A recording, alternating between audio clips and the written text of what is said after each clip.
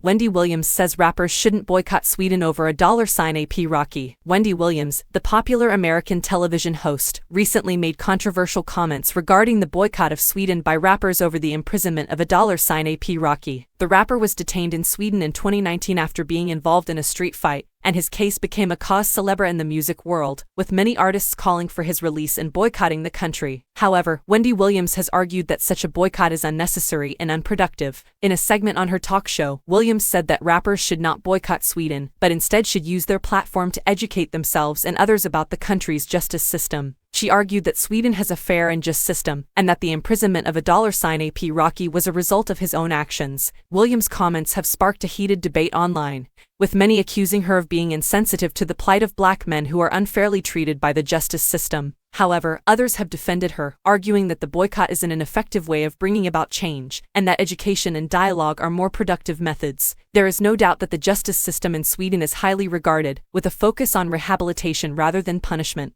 However, as with any system, there are flaws and biases that can result in unfair treatment, particularly for minorities. The case of $AP Rocky is a prime example of this, with many arguing that he was unfairly targeted and treated differently because of his race. Boycotts have been used throughout history as a means of protesting against injustice, and have been successful in bringing about change in many instances. However, they can also be controversial and divisive, with some arguing that they hurt the very people they are intended to help. In the case of Sweden and $AP Rocky, it is important to have an open and honest dialogue about the issues at play. Education and understanding are key to addressing bias and inequality, and rappers have a unique platform to engage with audiences on these issues. However, a boycott may also be a valid form of protest for those who feel strongly about the situation. Ultimately, the decision to boycott Sweden over $AP Rocky is a personal one, and individuals should weigh up the pros and cons before taking action. It is important to remember that there is no one-size-fits-all solution to these complex issues, and that different approaches may be required in different situations. In conclusion, Wendy Williams' comments have sparked a debate about the best way to address bias and inequality in the justice system.